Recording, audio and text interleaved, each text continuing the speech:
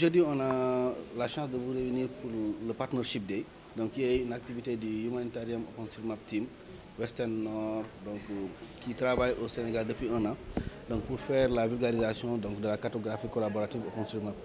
Donc, on ressort d'un projet avec MSI, Maristops International, la région médicale de Matam, donc, et la communauté OpenStreetMap Sénégal pour la cartographie des structures sanitaires au niveau de la région de Matam. Et vraiment, c'est une occasion pour faire la restitution de ce projet-là avec les différents partenaires. Donc généralement, ce qu'on peut dire, c'est que ça a été un projet qui a permis vraiment au niveau donc, central d'avoir des informations fiables sur la nature des structures sanitaires, mais aussi sur l'offre de services et la répartition géospatiale en fait, de ces structures-là. Dans l'ensemble, on peut dire que oui, il y a assez de structures sanitaires. Par contre, il faut savoir qu'aujourd'hui, au niveau de la répartition, en fait, les structures sont centrées vers la vallée du fleuve Sénégal, tout au long de la vallée du fleuve, alors que la zone Ferlo, donc, pratiquement reste peu couverte en termes de structures de grand niveau. Et quels sont les défis, les problèmes que vous avez rencontrés lors de l'exécution du projet à Matam? Bon, généralement, on félicite en fait le médecin-chef de région qui nous a vraiment facilité la tâche donc, pour la collecte de ces informations-là, mais aussi le personnel médical qui nous a appuyé tout au long de cette enquête-là. Les problèmes, vous avez rencontré des problèmes, monsieur? Comme je vous ai dit, nous, on remercie tout le monde pour nous faciliter en fait, ce travail-là. Tous les services sanitaires sont disponibles là-bas? Oui. Pour éviter les évacuations à Dakar? En fait, en termes de données, il faut savoir qu'aujourd'hui, pour ce qui est des ambulances, en fait, il y a certaines qui ne sont pas fonctionnelles, surtout dans la zone centre. Le projet, il faut d'abord parler de l'outil. Hein? L'outil qu'on utilise, en tout cas, pour lequel on fait la promotion, c'est les données ouvertes. Donc quand on parle de données ouvertes, c'est des données qui sont accessibles et exploitables par tout le monde. Donc aujourd'hui, on pense que les outils OpenStreetMap sont une opportunité pour, en tout cas, beaucoup d'acteurs, les institutions, même le secteur privé, pour pouvoir collecter des données et répondre à leurs besoins. Donc aujourd'hui, on montre l'exemple de ce projet qu'on a fait avec des partenaires au Sénégal, de même qu'on a eu d'autres projets qu'on est en train de dérouler au Niger, sur l'accès à l'eau, au Togo, à Lomé, sur les villes durables, un autre projet au Libéria sur le changement climatique, les inondations. Donc tout ça pour montrer qu'en fait, avec une approche holistique, en mettant en exergue les zones ou les populations qui sont exposées, on parvient aujourd'hui à avoir une bonne prise de décision parce qu'on a la bonne information. Donc les données sont remontées parce que les données sont accessibles. Et les outils OSM ne requièrent pas à chaque fois de revenir ou d'acheter des logiciels ou de demander en tout cas des accès. Dès lors qu'on a une connaissance de l'utilisation de l'outil, on est libre d'y accéder, on est libre de l'exploiter à ses propres fins. Donc c'est tout cela qui constitue l'avantage aujourd'hui des outils OpenStreetMap, des données ouvertes, pour lesquelles on pense qu'en tout cas, les données, leur accès et leur utilisation ne doivent pas être seulement pour une élite. Ça doit être ouvert à tout le monde. Les jeunes cartographes, les jeunes étudiants, les développeurs, ceux qui ont des startups, tout le monde peut aller vers ces données, les exploiter, les utiliser pour répondre à des besoins concrets. Et ces besoins concrets peuvent aller des problèmes de changement climatique, des problèmes de transport, d'inondation, etc. Donc c'est vraiment ouvert. Donc pour juste à titre d'exemple, de grandes compagnies, qu'il s'agisse de Microsoft, qu'il s'agisse de Google même, de Meta, pour ne pas parler de Facebook et de WhatsApp, en tout cas de grandes compagnies, Médecins sans frontières, etc., etc. Beaucoup utilisent les données OpenStreetMap parce que c'est des données qui sont accessibles, exploitables, ouvertes et qui peuvent répondre aux besoins des populations et aux besoins des communautés et qui permettent la prise de décision. Parce que, à titre d'exemple, on vous prend l'exemple du tremblement de terre qu'il y a eu en Turquie et en Syrie. Les données aujourd'hui, c'est des communautés de cartographes qui ont cartographié la zone affectée pour donner ces informations aux secoureurs pour qu'ils puissent apporter leur soutien aux populations sinistrées. Donc juste pour vous dire que c'est vraiment des outils qui doivent être vulgarisés et qui sont accessibles et qui peuvent contribuer en tout cas à régler pas mal de problèmes. Sur la région de Matam, Matam c'était l'une des régions qui n'était pas couverte par le partenaire Maristops. Et donc cette cartographie qu'on a fait pour la région de Matam permet aujourd'hui à la région de bénéficier de la disposition de toutes les structures sanitaires à Matam. Donc parlant de la case de santé jusqu'aux structures les plus régionales, ou en tout cas, ce qui permet aujourd'hui de savoir, avec bien sûr, ces cartes ne reflètent pas seulement ces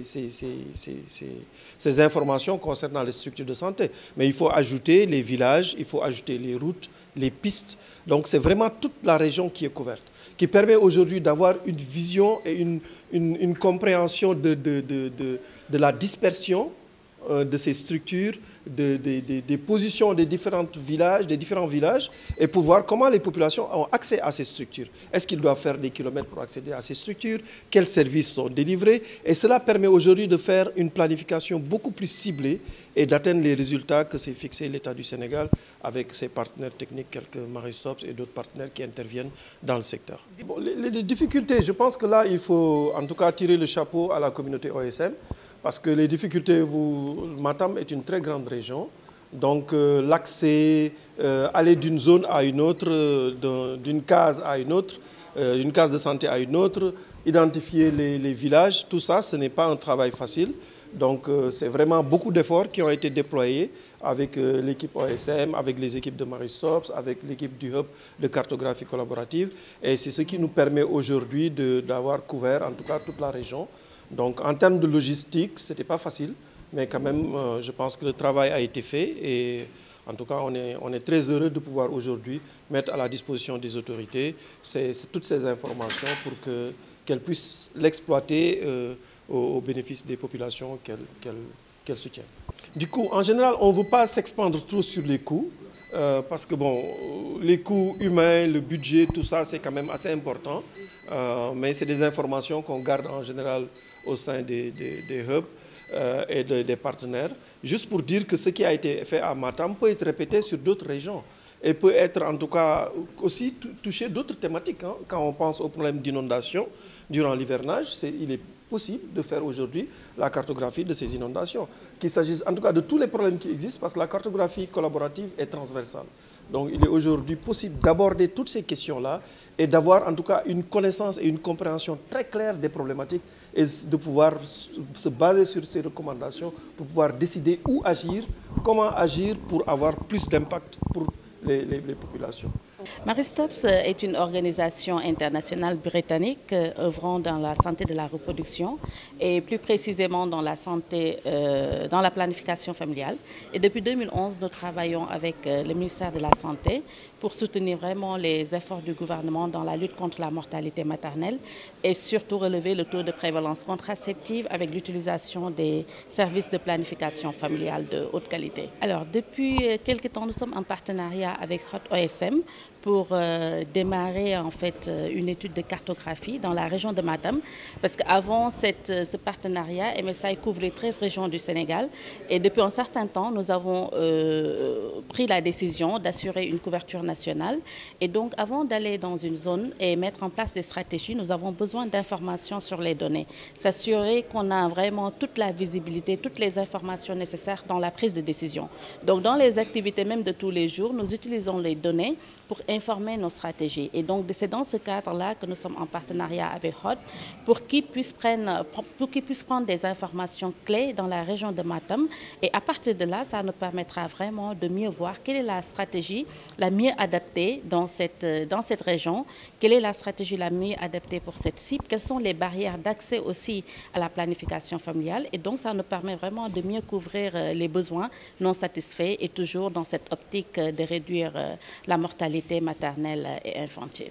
Alors c'est un début, c'est quelque chose que nous venons juste de démarrer et donc les informations et les résultats de cette cartographie nous permettront, nous édifieront en fait beaucoup plus sur les meilleures stratégies. On a commencé par le renforcement du système de santé et je pense que c'est quelque chose qui est primaire, c'est un début pour qu'on puisse former les sages-femmes dans l'offre de services en prévention des infections sexuellement transmissibles, la planification familiale et aussi leur doter de matériel matériel nécessaire, parce qu'on voit qu'aujourd'hui, c'est un gap aussi qu'ils aient accès au matériel pour délivrer des services de haute qualité.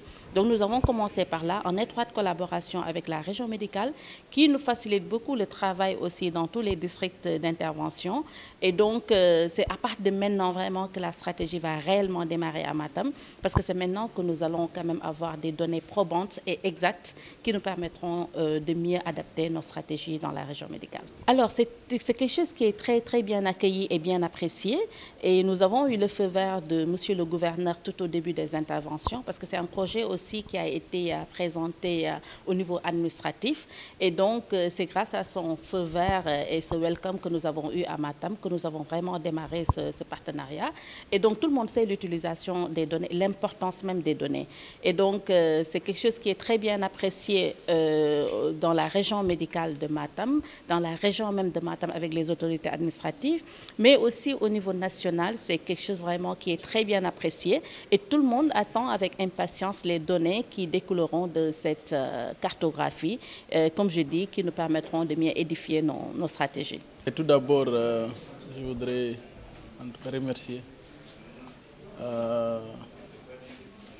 le hub de cartographie collaborative de l'Afrique de l'Ouest et du Nord, de HOT, Humanitaria OpenStreetMap Team et MSI pour nous avoir associés à ce Partnership Day qui est une occasion pour restituer les produits et résultats des travaux qui ont été faits au niveau de la région de Matam relative à la cartographie, donc des infrastructures au niveau de la région. Comme vous le savez tous, il faut des données probantes sur les infrastructures, la disponibilité des services, les ressources humaines au niveau des zones géographiques pour éclairer nos décisions.